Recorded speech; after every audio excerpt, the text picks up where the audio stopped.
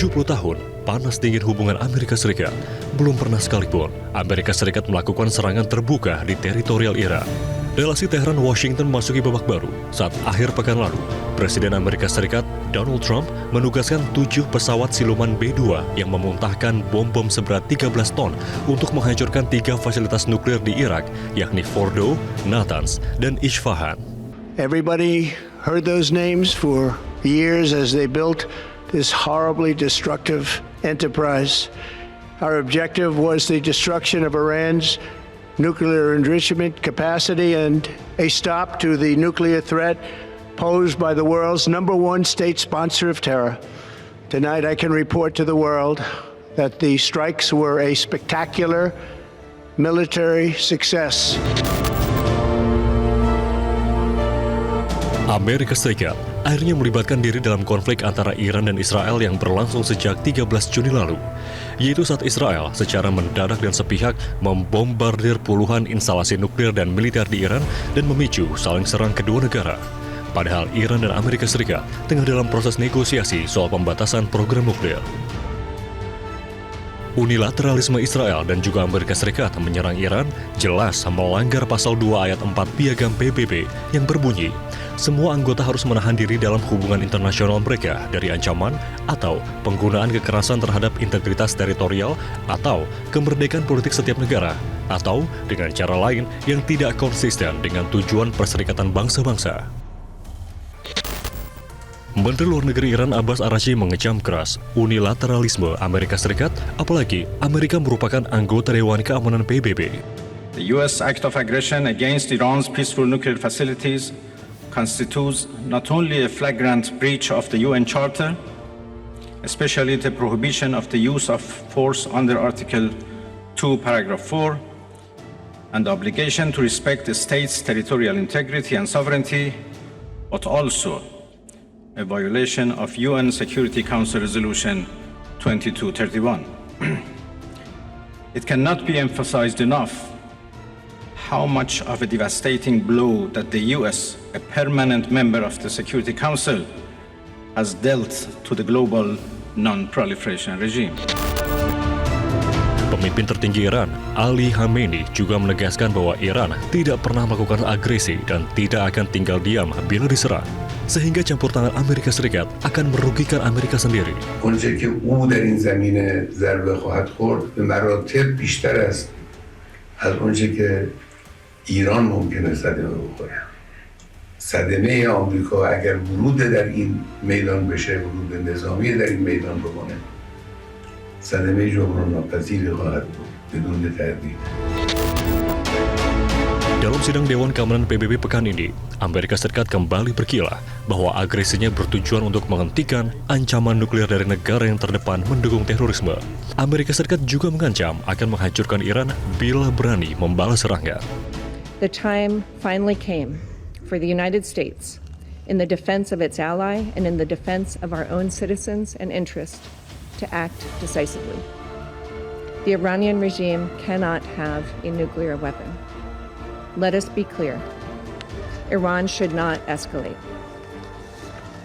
As President Trump said, any Iranian attack, direct or indirect, against Americans or American bases will be met with devastating retaliation.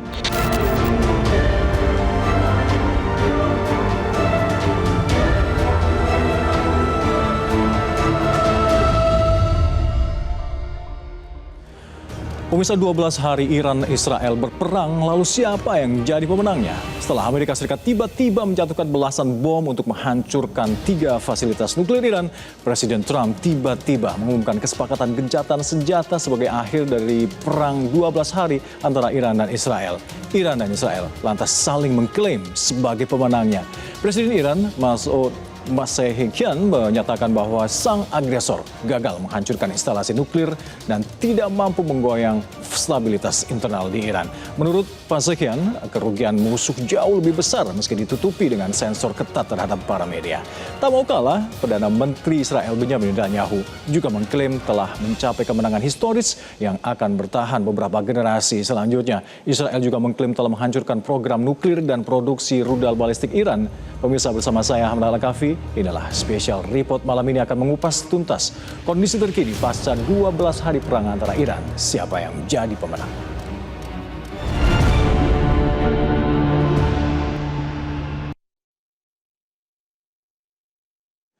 Pemirsa, transaksi gencatan senjata antara Israel dan Iran bersumber dari unggahan Presiden Trump di sosial media X tak lama setelah pangkalan udara Angkatan Laut Al-Udeid milik Amerika Serikat di Qatar digempur rudal Iran untuk membalas serangan bom AS ke-3 fasilitas nuklir Iran. Trump bahkan mengklaim bahwa Iran dan Israel telah menyetujui gencatan senjata yang lengkap dan total. Trump juga menyebutkan konflik Iran-Israel ini sebagai perang 12 hari.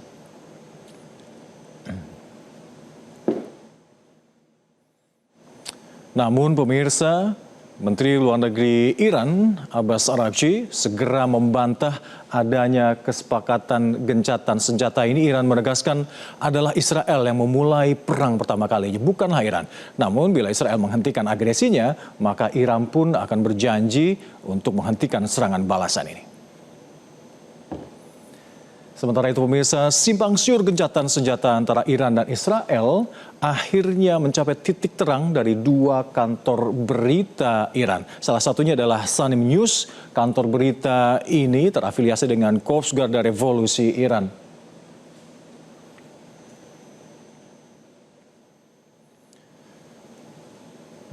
Dan ada juga dari Mehr News, sebuah kantor berita dengan basis yang ada di lokasi di Teheran, tentu saja milik pemerintah Iran yang dikelola oleh Islamic Development Organization, juga menggunakan diksi kata gencatan senjata.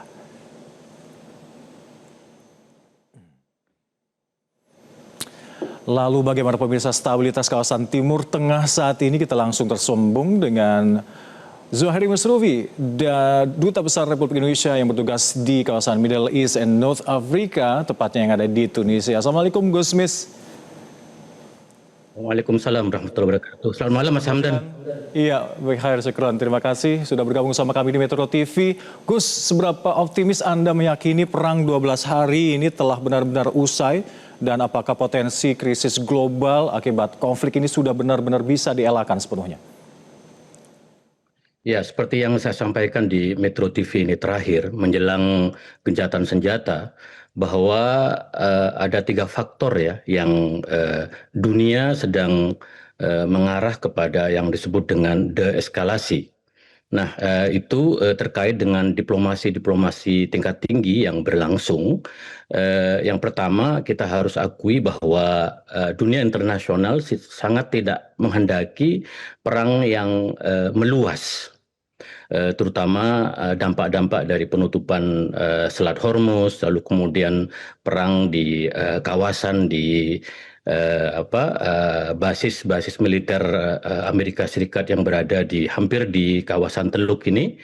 Lalu kemudian juga peran dari Rusia dan Cina. Jadi sebenarnya dunia internasional tidak menghendaki berlangsungnya perang antara Israel dan Iran, dan tentu juga melibatkan Amerika Serikat itu.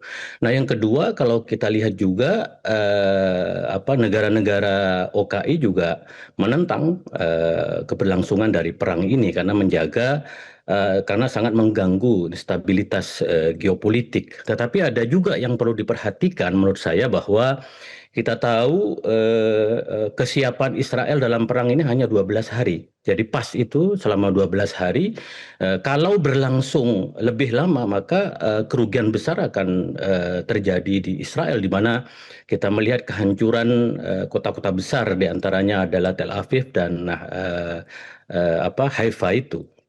Yang dan terakhir, ini otomatis mengundang peran Amerika Serikat untuk membantu Israel. Adalah Amerika Serikat. Ya. Jadi Amerika sendiri tidak menghendaki keberlangsungan perang karena situasi dalam negeri di mana pendukung Trump sendiri sangat tidak mendukung karena slogannya adalah MAGA itu, Make America Great Again, karena Trump berjanji kepada para pendukungnya untuk lebih fokus kepada masalah dalam negeri Amerika. Nah, kenapa ini Trump lalu mau cawe-cawe dalam perang antara Israel dengan Iran? Jadi banyak faktor yang semua faktor itu kemudian kita bisa dapat melihat bahwa akan terjadi yang saya sebut dengan deeskalasi, baik itu di kawasan Timur Tengah maupun dalam konteks dunia internasional. Iya, kita bersyukur terjadi deeskalasi, artinya tidak ada lagi semoga ketegangan antara kedua negara ini. Tapi yang menarik adalah soal klaim kemenangan dari kedua negara yang sama-sama. Iran mengklaim, Israel juga mengklaim. Siapa sesungguhnya dari sudut pandang Anda yang menang dalam perang ini? Ya, tentu saja kalau melihat ini semua kita melihat dari banyak perspektif ya. Kalau pagi ini di salah satu koran terbesar di Tunisia, Asyuruk, yaitu menulis sebuah tulisan yang sangat panjang dengan judul Nasrun Istirotijiyun Sahik li Iran. Kemenangan strategis yang sangat besar bagi Iran.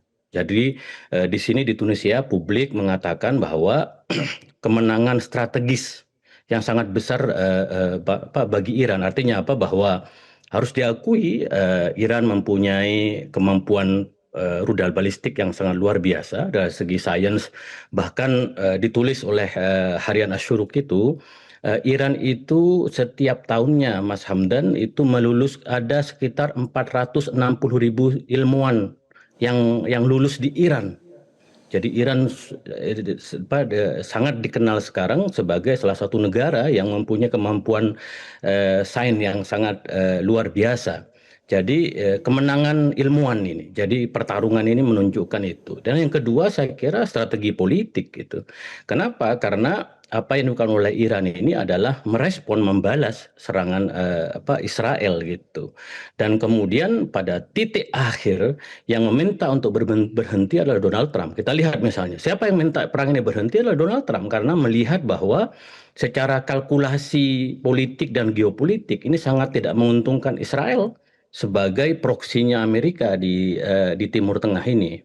Nah, tentu saya kira bahwa kemenangan kemanusiaan bagi kita semua, bahwa kita harus memilih jalan-jalan diplomasi. Saya sebagai diplomat, sebagai duta besar, kita ini bekerja untuk membangun jembatan di antara negara untuk menjadikan negara ini lebih baik. Ini adalah sungguhnya adalah kemenangan kemanusiaan, kemenangan diplomasi. Bahwa kita semua negara harus menjalankan fungsi-fungsi diplomasi. Indonesia melalui Presiden Prabowo dan Menteri Luar Negeri Sugiono, baik itu di forum-forum multilateral, bilateral, yang terakhir itu adalah di OKI, kita mendorong bagaimana terwujudnya perdamaian dunia. Maka usul-usul bahwa kita harus membentuk koalisi perdamaian dunia oleh Prof. Hik kemarin itu sangat baik sekali, bahwa ini adalah kemenangan diplomasi, ini adalah kemenangan kemanusiaan, ini adalah kita mendorong dunia semakin Pancasilais, semakin damai. Dan oleh karena itu jangan mengganggu negara lain, terutama pada Israel. Kalau Anda mengganggu Iran, Anda akan dibalas oleh Iran. Anda akan merasakan dampaknya. Maka oleh karena itu saya kira ini adalah kemenangan kemanusiaan, ini adalah kemenangan diplomasi. Tetapi kalau mengacu kepada koran di Tunisia pagi ini, yaitu koran Asyuruk, disebutkan Nasrun Istirotijiyun Sahik li Iran. Kemenangan strategis yang sangat luar biasa bagi Iran. Jadi lebih dominan di sana tersiar kabar bahwa memang kemenangan strategis diperuntukkan untuk Iran. Gusmis, kami akan membahas kondisi pasca perang di sana usai jeda berikut. Gusmis tetap bersama kami, dan pemirsa, kami sesaat lagi akan mencari tahu kondisi terkini yang ada di Iran langsung di sana dan juga di Amerika Serikat bersama dengan jurnalis Metro TV di Teheran dan juga jurnalis independen di Washington DC. Kami akan kembali untuk Anda.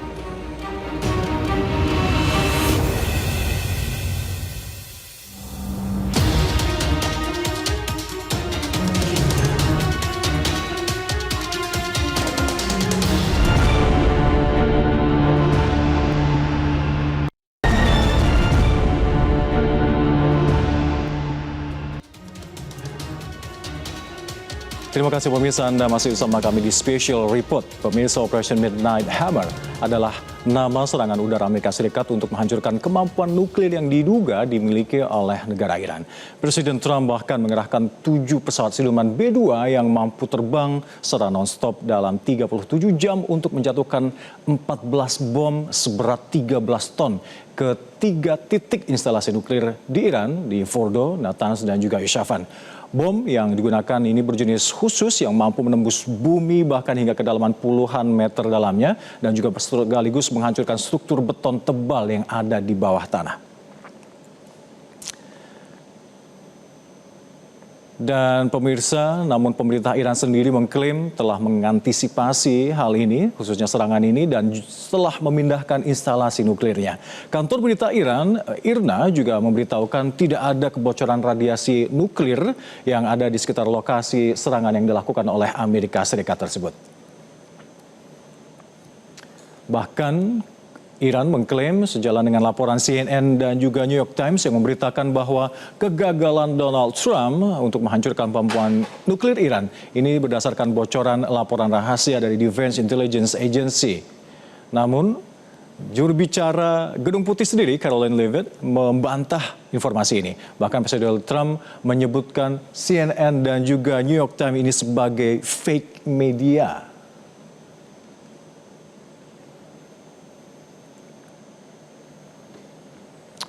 Dan pemirsa, langsung saja kita bergabung melalui sambungan Zoom. Ada Ismail Amin Pasanai, kontributor Metro TV yang ada di Teheran, Iran. Serta rekan kami Virginia Gunawan, independen jurnalis Washington DC yang ada di Washington. Kita terlebih dahulu ke Iran, Teheran di sana.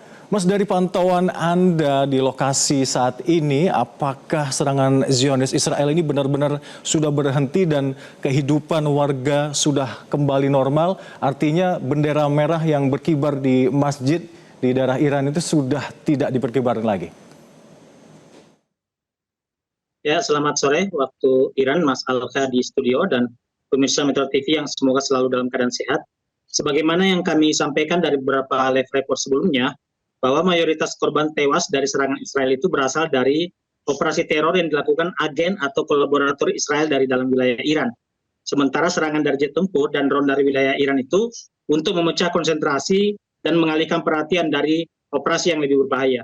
Sehingga meski terjadi penghentian agresi sementara, situasi tetap tidak dianggap aman sepenuhnya. Ledakan masih terjadi di Kermanshah, Irgibil, dan Deskul sampai tadi malam. Dan itu kebanyakan sebagai upaya terakhir para teroris ini yang posisinya semakin terjepit. Karena dengan penghentian agresi Israel dari luar, aparat keamanan bisa lebih fokus untuk memberangus agen-agen Israel yang berada di dalam. Pesan dari aparat keamanan masih beredar yang meminta kerjasama warga untuk melaporkan setiap aktivitas kecil apapun yang mencurigakan. Nomor layanan untuk dihubungi juga masih terus di-sharing melalui SMS maupun melalui pesan layanan di televisi. Namun secara umum, kondisi relatif membaik dan normal. Tadi juga salat Jumat terlaksana dengan kehadiran masyarakat secara luas dan aksi unjuk rasa digelar setelahnya. Besok juga Sabtu pukul 8 pagi akan digelar pemakaman 60 jenazah korban serangan Israel yang terdiri dari pemimpin militer, ilmuwan nuklir, jurnalis, dan warga biasa dari perempuan maupun anak-anak. 60 peti jenazah akan diarak dari Medan Inkilab sampai ke Medan Isadi untuk masyarakat Iran memberi penghormatan terakhir kepada para korban. Besok juga Iran diliburkan dan ditetapkan sebagai Hari Berkabung Nasional. Ada 600 lebih korban jiwa dan sebagian besar sudah dimakamkan di hari-hari sebelumnya. Lantas bila agresi dari luar sudah bisa diatasi, sekarang lebih fokus kepada ancaman-ancaman internal yang ini dimunculkan lewat gerakan-gerakan internal sendiri. Lalu bagaimana sikap masyarakat di sana? Apakah bisa mulai menjalani kehidupan sehari-hari dengan normal atau seperti apa? Ya, memang sejak awal perang masyarakat situasi masih tetap keadaan normal, tidak ada lonjakan aktivitas masyarakat di luar kebiasaan. Cuman memang di Tehran ada sedikit pembatasan dan penutupan karena memang di Tehran yang paling banyak mendapatkan serangan-serangan Israel, baik dari luar maupun internal, sehingga sebagian dari masyarakat Tehran itu pindah ke kota-kota yang relatif aman. Bahkan juga KBRI Tehran menetapkan siaga 1 sehingga sekitar 97 warga negara Indonesia berhasil dievakuasi dan saat ini sudah berada di tanah air. Sementara di kota-kota lainnya masih relatif aman, sehingga sekarang kondisi lumayan semakin membaik. Kami di KUM ada sekitar 200 warga negara Indonesia, semua sejak 12 hari yang lalu, dari awal masa perang sampai hari ini tetap beraktivitas normal sebagaimana biasa. Baik, Mas Ismail, kita bergabung terlebih dahulu dengan rekan kami Virginia yang ada di Washington DC. Virginia, narasi sukses dari operasi Midnight Hammer ternyata di sana menjadi polemik, bahkan sempat terjadi demo besar-besaran yang menuntut untuk kebijakan dari Donald Trump ini. Sesungguhnya dinamika politik di Washington DC seperti apa saat ini? Ya, Alca dan pemirsa Metro TV, suhu politik di ibu kota AS selama sepekan belakangan ini mungkin sepanas cuaca di sini yang sedang mengalami gelombang panas ya. Saling tuduh, saling menyalahkan baik antar lawan maupun kawan ini terus terjadi seiring dengan laporan dan perkembangan terbaru yang semakin terungkap terkait serangan AS ke Iran. Yang terkini kemarin Kamis waktu Washington ada 4 pejabat kabinet Trump yang memberikan briefing tertutup terkait serangan ke Iran di hadapan Senat Amerika Serikat yang juga terbelah sesuai dengan afiliasi partai mereka. Bagi yang berafiliasi dengan Partai Republik, ini adalah partai pengusung Presiden Donald Trump. Briefing ini mengafirmasi bahwa serangan ke Iran adalah serangan yang efektif. Sementara dari partai oposisi, yaitu Partai Demokrat, mereka merasa masih banyak pertanyaan yang belum terjawab lewat briefing ini, termasuk soal seberapa masif sebenarnya dampak serangan ke fasilitas nuklir Iran. Apakah benar-benar hancur atau hanya mundur beberapa bulan. Juga adanya kemarahan dari Partai Demokrat akan langkah Donald Trump yang tidak meminta izin ke Kongres Amerika Serikat sebelum menyerang Iran. Bahkan sempat ada sayap progresif dari Partai Demokrat ini menjadikan itu sebagai dasar wacana untuk memakzulkan Donald Trump. Sementara dari dalam kabinet Donald Trump sendiri juga ada perpecahan. Dalam briefing kemarin, 4 pejabat Trump yang hadir yaitu Menteri Luar Negerinya Marco Rubio, Menteri Pertahanan Pete Hegseth, Direktur CIA dan Ketua Kepala Staf Gabungan AS itu hadir. Tapi yang sempat diundang lalu tidak jadi diundang adalah Direktur Intelijen Nasional Amerika Serikat yaitu Tulsi Gabbard. Gabbard adalah Direktur dari Intelijen Nasional AS ini dalam testimonialnya Maret lalu menyatakan bahwa Iran tidak sedang membuat senjata nuklir. Sesaat sebelum serangan pada hari Jumat, Trump menyebut pernyataan dari Gabbard ini wrong atau salah. Meski kemudian Gabbard mengklarifikasi pernyataan dan menyalahkan media yang mengutipnya tanpa konteks, namun Tulsi Gabbard yang selama ini kerap dituding oleh lawan politiknya sebagai aset Rusia, jadi salah satu anggota kabinet Trump dalam komunitas intelijen yang banyak disorot.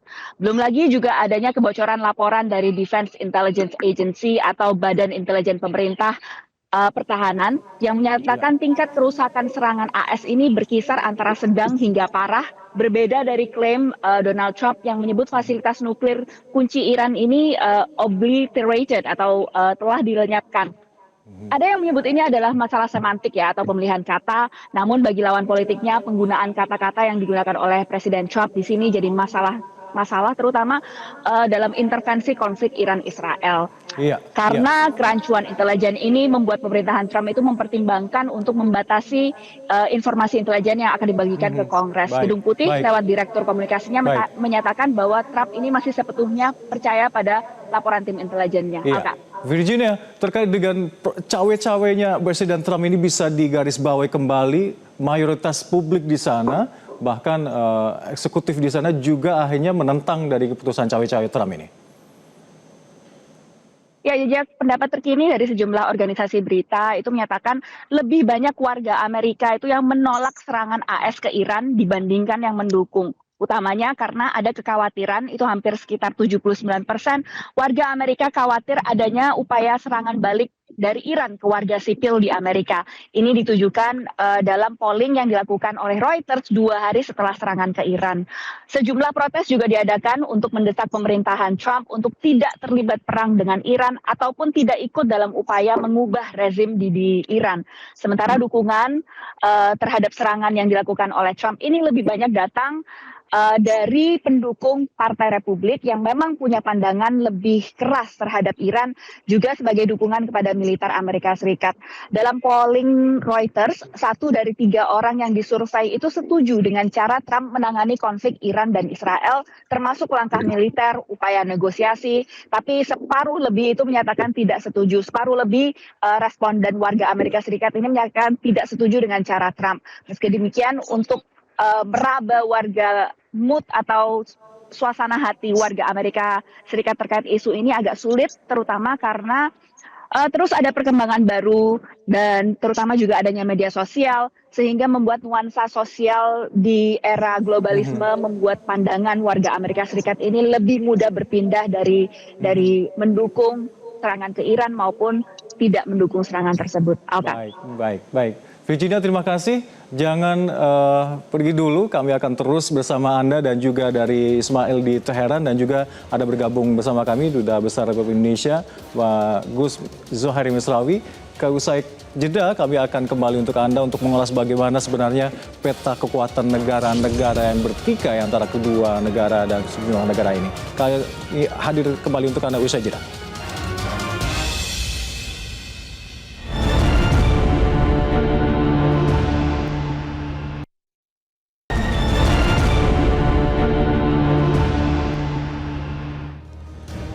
Pemirsa, terima kasih Anda kembali bersama kami di Special Report. Pemirsa, menurut Global Firepower, kekuatan militer Iran dan juga Israel ini ternyata tidak terpaut jauh. Pemirsa, Iran berada di peringkat 16, sedangkan Israel berada di peringkat 15. Dari beragam sudut kekuatan yang ada, salah satu kelebihan Iran bila kita tilik di sini adalah dari jumlah tentaranya yang hampir 2 kali lipat lebih banyak dari Israel. Bahkan jumlah prajurit aktif di Iran ini ada 3 kali lipat dari jumlah tentara prajurit aktif Iran. Israel maksud kami, namun karena menerapkan wajib militer, jumlah komponen cadangan yang ada di Israel ternyata lebih banyak dari negara Iran. Sementara pemirsa, untuk selanjutnya kita akan ulas alutsista udara dari Israel yang ternyata lebih unggul dari Iran dalam segi jumlah di sini. Jumlah pesawat tempur hingga helikopter tempur bahkan dari Israel ini lebih banyak. Apalagi diperkirakan mayoritas alutsista udara Iran ini sudah tua dan juga teknologinya ketinggalan zaman. Namun untuk alutsista darat sendiri, pemirsa, Iran ternyata tidak kalah dari Israel. Bahkan Iran memiliki jumlah artileri dan juga peluncur roket berkali-kali lipat lebih banyak dari negara Israel. Sedangkan untuk kekuatan alutsista laut, pemirsa, kita juga mengulasnya. Israel dan Iran ini ternyata cukup berimbang antara 107 dan 62. Dan di mana ini sebenarnya tidak terlalu menentukan perang dengan Israel, di mana kekuatan angkatan laut Iran bisa merepotkan bila ini dipakai untuk memblokade Selat Hormuz. Nah pemirsa, dari paparan tadi Anda mungkin bisa sudah memiliki gambaran sekilas terkait dengan perbandingan kekuatan militer Iran dan Israel. Namun ketika Amerika Serikat ini cawe-cawe dalam konflik kedua negara ini, maka kondisi di lapangan ini jelas akan berubah drastis pemirsa. Menurut Global Firepower, saat ini Amerika Serikat merupakan negara dengan militer terkuat di dunia, namun kita tentu saja tidak boleh menafikan kondisi kekuatan militer di Rusia dan China, di mana dua negara yang secara politik dan juga ekonomi ini berseberangan dengan Amerika Serikat, dan kekuatan militer mereka kedua negara ini ternyata terpaut sangat tipis pemirsa. Dan masih bergabung bersama kami ada rekan Virginia Gunawan, independen jurnalis dari Washington DC, dan juga ada Mas Ismail dan juga Gus Zohari Misrawi. Saya terlebih dahulu ke Virginia di sana, bahwa isu nuklir ini menjadi dalih Amerika untuk bisa melanggar langsung kedaulatan Iran. Namun kini Iran sendiri justru bisa keluar dari NPT dan juga non-kooperatif dengan IAEA ini. Israel bahkan dengan lugas menegaskan masalah nuklir Iran ini hanya tuntas dengan pergantian rezim. Nah, di Washington DC sendiri di sana, adakah wacana aksi militer lanjutan? Ya, sejauh ini Gedung Putih maupun Pentagon belum menunjukkan adanya indikasi wacana aksi militer lanjutan ke Iran. Setelah serangan Iran ke pangkalan militer AS di Qatar awal pekan yang disebut Trump sebagai serangan balik yang lemah, di postingan Truth Social-nya yang sama, Trump ini menyebutkan now is the time for peace atau ini adalah saatnya bagi perdamaian. Sementara dari Kongres AS, penolakan dan upaya untuk menahan Trump untuk eskalasi serangan ke Iran juga dilakukan. Ini lewat wacana penerapan War Powers Act atau Undang-Undang Kekuasaan Perang yang diloloskan pada tahun 1973 yang mengharuskan seorang presiden untuk memberitahukan ke Kongres 48 jam sebelumnya sebelum melakukan aksi militer dan melarang keberadaan pasukan militer lebih dari 60 hari tanpa persetujuan Kongres. Yang menarik untuk kita perhatikan juga selama 10 tahun terakhir, Trump mendasari kampanye politiknya yang anti dengan perang di Timur Tengah dan juga ketika ia mencalonkan diri lagi untuk kembali ke Gedung Putih, ia juga kerap menampilkan dirinya sebagai the peacemaker atau seseorang yang membawa perdamaian dengan janji untuk segera mengakhiri perang. Walaupun Trump juga sempat berkata bahwa ia akan mengambil atau mengambil Greenland, Panama, dan Kanada sebagai bagian dari Amerika. Tapi Trump sendiri ini punya hasrat untuk memperoleh penghargaan atau hadiah Nobel perdamaian, dan ini juga sempat ia sindir berkali-kali dalam berbagai kesempatan. Dan selama sepekan ini, Gedung Putih juga menyebut bahwa Amerika Serikat akan melanjutkan perundingan dengan Iran, termasuk terkait perjanjian nuklir dan negosiasi lainnya. Namun Menteri Luar Negeri Iran dalam wawancara menyebut tidak ada rencana untuk bertemu dengan Amerika Serikat, menampik apa yang disampaikan atau apa yang diklaim oleh Gedung Putih. Sebelumnya AS dan Iran juga telah melakukan 5 putaran negosiasi sebelum Israel dan AS menyerang fasilitas nuklir Iran tersebut. Alka. Iya. Virginia, di Senat sendiri sedang panas diskusi tentang War Powers Act di sana. Seperti apa di sana? Ya, ini memang dasarnya itu dari kedua kubu tadi yang saya sempat ceritakan ya, bahwa kubu dari Partai Demokrat dan juga kubu dari Partai Republik itu punya pandangan yang berbeda terhadap konstitusi Amerika Serikat.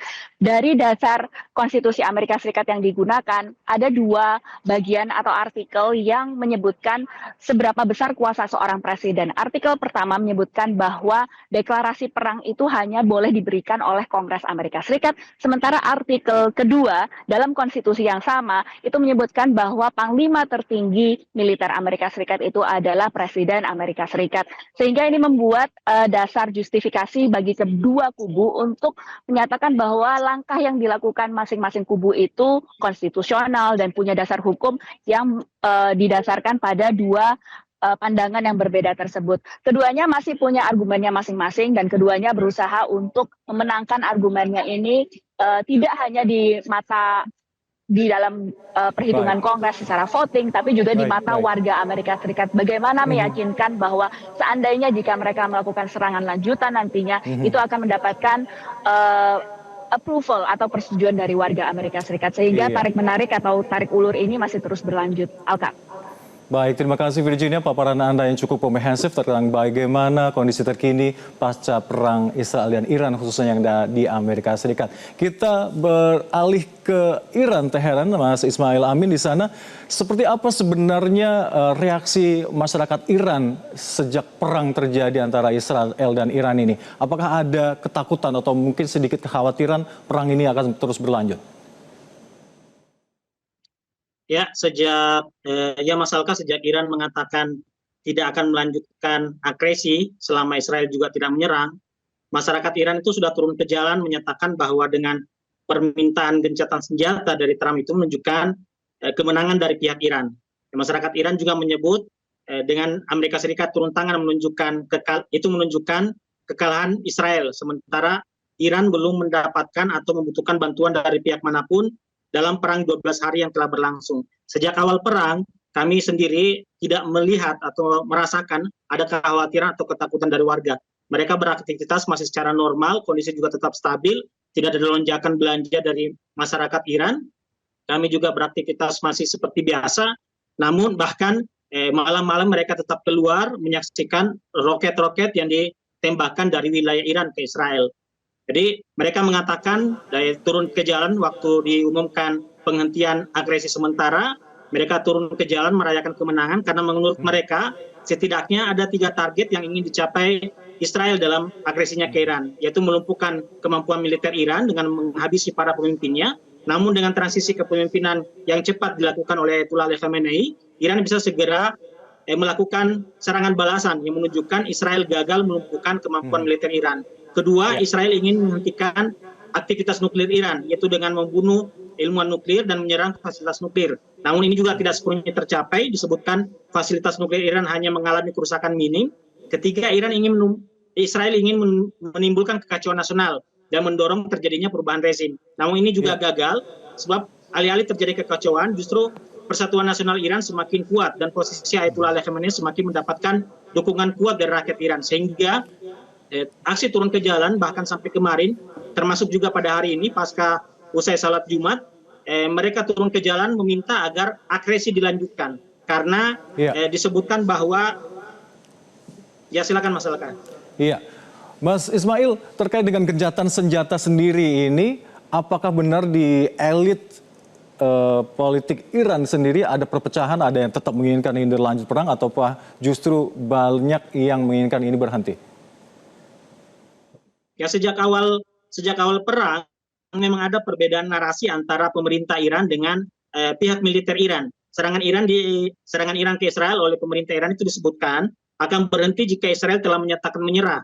Sementara pihak militer mengatakan serangan ke Israel baru akan berhenti setelah Israel benar-benar hancur. Jadi memang ada pihak yang menyuarakan kekecewaan terhadap keputusan penghentian agresi karena mereka menilai momentum untuk menekan Israel sedang berada di puncaknya. Ada keyakinan bahwa jika perlawanan dilakukan sedikit lebih lama akan membuat Israel mengalami kehancuran yang lebih besar. Namun bisa diketahui bahwa perbedaan ini lebih kepada taktik dan pendekatan, bukan perbedaan prinsip. Semua tetap berada di satu garis bahwa kejahatan rezim Zionis harus dihentikan dan penentu akhir ada pada keputusan pemimpin tertinggi yaitu Ayatollah Ali Khamenei. Baik, Mas Ismail, terima kasih setelah berbagai perspektif dan juga kondisi terkini yang ada di Teheran, Iran. Salam sehat selalu, kita akan berjumpa kembali di segmen-segmen program Metro TV selanjutnya. Baik, terima kasih. Assalamualaikum. Dan kita beralih ke Gus Jahri Musrawi. Gus, terkait dengan cawe-cawenya Amerika ini untuk kita kerucutkan bahwa konflik Iran dan Israel ini terkait dengan keberadaan Amerika Serikat di Timur Tengah, di mana banyak sekali pangkalan militer di beberapa negara Teluk. Seperti apa pengaruhnya? Ya, kalau kita lihat memang harus dilihat secara luas ya. Kita tahu bahwa secara kekuatan militer, Amerika mempunyai pangkalan-pangkalan militer di kawasan Teluk ya. Jumlahnya tentaranya itu sekitar mencapai antara 40.000 sampai 50.000 tentara, ya, itu cukup besar. Ada di Qatar terbesar, lalu ada di Irak, kemudian ada di Saudi Arabia, ada di Oman, ada di Kuwait gitu. Jadi apalagi kemarin investasi besar-besaran dari Arab Saudi, kemudian Qatar, kemudian Uni Emirat Arab yang totalnya itu mencapai 3 sampai 4 triliun US dollar gitu loh. Jadi memang Amerika mempunyai kekuatan militer yang besar, di samping juga tidak bisa dilupakan yaitu Israel sebagai proksi Amerika di kawasan Timur Tengah. Tetapi kalau kita melihat secara lebih leluasa juga situasi di Timur Tengah ini, terutama pasca serangan Israel ke Iran ini kan, kalau kita melihat situasi politik di kawasan kan justru tidak stabil, Mas Hamdan. Kalau kita melihat misalnya Gaza ini sampai hari-hari ini kita melihat satu peristiwa genosida yang sangat luar biasa di kawasan Gaza. Kita melihat misalnya juga instabilitas di Yaman, di Irak, di Suriah saat ini. Jadi kekuatan militer yang besar itu ternyata tidak menciptakan stabilitas, tetapi justru menciptakan stabilitas. Belum lagi kalau kita melihat survei-survei yang dilakukan oleh Pew Research misalnya, bagaimana persepsi warga di Timur Tengah di kawasan ini terhadap Amerika itu persepsinya sangat negatif. Saya bisa Negatif pastikan, semuanya ya? misalnya, iya, perspektifnya sangat negatif terhadap Amerika Serikat. Jadi Iya. pendekatan militer itu tidak sejalan dengan citra positif Amerika. Belum lagi kita melihat bagaimana komentar dari Amerika dari Donald Trump melalui sosial medianya itu, komentar-komentarnya itu kan sangat tidak menunjukkan satu kebesaran negara Amerika itu sendiri. Ya. Baik. Gus, saat ini saya ingin menggarisbawahi Anda mencoba menganalisa aliansi sekutu Iran sendiri seperti Hamas, Houthi dan lain-lainnya. Seperti apa ke depannya perspektif dugaan Anda, prediksinya ke depan aliansi dari Iran ini seperti apa? Jadi sebenarnya kalau kita lihat Iran itu sudah mempersiapkan ini sejak lama, yaitu sejak 1979 ketika revolusi Islam Iran itu berdiri gitu. Jadi fasenya sangat lama sekali. Jadi mereka sudah mempersiapkan situasi cawe-cawe Amerika di kawasan Timur Tengah ini, baik dalam konteks stabilitas kawasan, dalam konteks bagaimana kedaulatan dan kemerdekaan Palestina, dan tentu saja puncaknya adalah kedaulatan dari Republik Islam Iran itu sendiri. Jadi apa yang terjadi sekarang itu hasil dari proses yang sudah disiapkan oleh Iran itu sendiri gitu. Jadi misalnya sekarang lihatlah proksi Iran misalnya di Lebanon Selatan, Hizbullah itu sangat kuat. Houthi di Yaman Utara sangat kuat. Hamas itu sekarang digempur habis-habisan, kemarin masih bisa melakukan perlawanan. Dan juga kelompok jihadis di Gaza gitu. Jadi kita lihat bahwa sebenarnya sekali lagi bahwa kita harus kembali kepada diplomasi gitu. Karena diplomasi ini adalah solusi. Dalam diplomasi itu ada dua prinsip, Mas Hamdan. Yang pertama itu adalah mutual respect, saling menghormati. Anda tidak boleh membunuh, menyerang. Apa yang terjadi di Gaza saat ini itu bukan prinsip, tidak sesuai dengan prinsip diplomasi, yaitu mutual respect. Dan ini saya kira negara sebesar Amerika itu tahu. Gitu. Ya, prinsip diplomasi yang kedua itu adalah mutual interest, bahwa kita memang mempunyai kepentingan, kemaslahatan negara-negara masing-masing, terutama bagaimana menciptakan ekonomi yang lebih baik, bagaimana menciptakan stabilitas politik yang lebih baik. Gitu. Maka oleh karena itu harapan kita semua setelah perang di mana Iran memberikan pelajaran berharga bagi Amerika dan Israel ini, semua kembali kepada jalur diplomasi dan kita hidup lebih damai, lebih tenang, lebih nyaman. Kita negara-negara, saya kira Iran, saya tahu betul bahwa Iran itu sangat menghormati prinsip mutual respect dan mutual interest, karena Iran tidak mungkin melakukan serangan terlebih dahulu. Yang bisa dilakukan oleh Iran itu adalah balas. Diplomasi yang menekankan pada mutual respect tadi ya. Semoga kita akan ulas lebih jauh nanti usai jeda berikut pemirsa untuk membahas bagaimana beragam upaya diplomasi yang dilakukan oleh dua negara khususnya pasca konflik antara Iran dan Israel ini. Kami akan kembali untuk Anda usai jeda.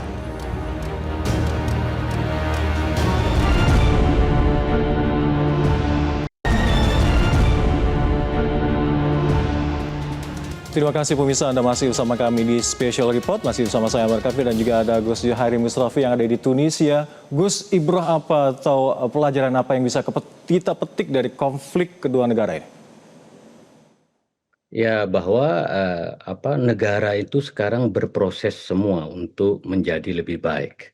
Kalau dari perspektif Iran, saya kira kita semua harus belajar soal kedaulatan sains. Terutama dalam segi militer, di media-media di Timur Tengah sudah mengakui kecanggihan Iran, terutama rudal-rudal balistik, hipersonik dan supersonik itu, bahwa Israel juga harus belajar, negara-negara lain juga berkembang, Amerika juga harus belajar, terutama juga kecanggihan dari Rusia sekarang, kecanggihan dari Cina. Mas Hamdan, saya berada di kawasan Afrika Utara, bagaimana sekarang negara-negara Afrika ini tumbuh dalam diplomasi, dalam ekonomi itu sangat luar biasa. Jadi tidak boleh ada negara yang adiluhung adiguna. menyombongkan diri, itu tidak boleh. Dan sekarang dalam hubungan bilateral dan multilateral itu adalah ada prinsip kesetaraan. Maka oleh karena itu kita harus menghormati negara lain, tidak boleh menyerang negara lain, tidak boleh intervensi negara lain. Jadi yang diperlukan adalah mutual respect dengan mutual interest. Dan yang kedua, saya kira memang kita semua mempunyai tanggung jawab sebagai bangsa dan negara untuk hadir memberikan pesan seperti disampaikan di dalam Pancasila kita, yaitu mendorong kepada perdamaian. Nah, tetapi ada satu masalah besar yang menjadi tanggung jawab kita, itu adalah kemerdekaan Palestina. Jadi kalau ada orang yang mengatakan bahwa ini masalah Iran dan masalah Palestina ini terpisah, itu tidak benar. Ini bagian dari proses, kita punya tanggung jawab yang sama. Iya. Itu dia hal yang ingin saya tanyakan kepada jenengan, Gus. Apa yang bisa kita lakukan khususnya Indonesia di tengah keruwetan percaturan politik global, khususnya Iran dan Israel, yang sudah dikasih pelajaran oleh Iran bahwa Israel ternyata tidak jera untuk tetap melakukan genosida di Israel. Di Palestina, di Gaza khususnya. Ya, kalau kita lihat kan yang sekarang berkembang bahwa salah satu poin yang diminta oleh Iran dalam konteks gencatan senjata dengan Israel itu adalah kembali untuk kita fokus pada isu Palestina, soal kemanusiaan, bantuan kemanusiaan dan penghentian genosida di Palestina. Nah, sebenarnya kan sebelum kejadian terjadinya serangan Israel ke Iran ini akan berlangsung KTT soal solusi dua negara yang diinisiasi oleh Prancis dan Arab Saudi, Mas. Nah, sebenarnya kita hampir saja untuk melangkah besar, tetapi kan kita tahu Israel tidak menghendaki ini. Maka mudah-mudahan setelah ini kita akan kembali ke meja runding untuk membahas masa depan Palestina, bahwa kita sebagai bangsa punya tanggung jawab bahwa kita ini adalah anti penjajahan dan kemerdekaan adalah hak segala bangsa satu sisi, dan kita harus mewujudkan perdamaian dunia. Nah, perdamaian dunia itu akan bisa didapatkan kalau kita memberikan hak kedaulatannya kepada Palestina. Maka kita terus mendorong solusi dua negara, two state solution ini, dan kita juga harus mempunyai tanggung jawab untuk mewujudkan perdamaian dunia. Sambian kan berada di kawasan agak jauh dari sini. Kalau saya berada di kawasan itu, rudal-rudalnya Iran itu berada cuma bisa dilihat di atas kepala. Bahkan tetangga-tetangga saya di sini, misalnya di Jordan, di Mesir, di Libanon, mereka itu nobarnya rudal, Mas. Jadi kalau kita kan nobar itu nonton sepak bola. Sekarang di Timur Tengah ini nobarnya itu sudah rudal. Itu kan begitu kita dekat dengan ancaman perdamaian global. Maka menurut saya Amerika sekarang harus betul-betul keras terhadap Israel. Jangan menggunakan adiguna kesombongannya itu untuk mengganggu. Kalau mereka bisa mengganggu Gaza dan tepi barat misalnya, mereka tidak lagi bisa mengganggu Iran saat ini. Iran menunjukkan menjadi kekuatan yang sangat menakutkan. Maka ini menjadi momentum untuk kita menuju pada two state solution, yaitu solusi dua negara. Dan Indonesia juga mendorong bagaimana terwujudnya perdamaian dunia sebagaimana amanat dari Pancasila dan Undang-Undang Dasar kita. Baik, Gus. Terima kasih sudah bergabung bersama kami di Metro TV dan juga telah memberikan perspektifnya. Kita harap perdamaian ini terus terjaga, khususnya di negara-negara Teluk, dan Palestina sudah tidak lagi bisa dijajah atau digenosida oleh Israel. Terima kasih, Gus Zuhairi Musrofi telah bergabung bersama kami di Metro TV. Assalamualaikum, Gus. Dan pemirsa, demikian akhir jumpa kita di Special Report kali ini. Saya Hamzah Al-Kafi mewakili rekan-rekan yang bertugas undur diri. Terima kasih atas perhatian Anda. Kita jumpa kembali di Jumat pekan depan. Sampai jumpa.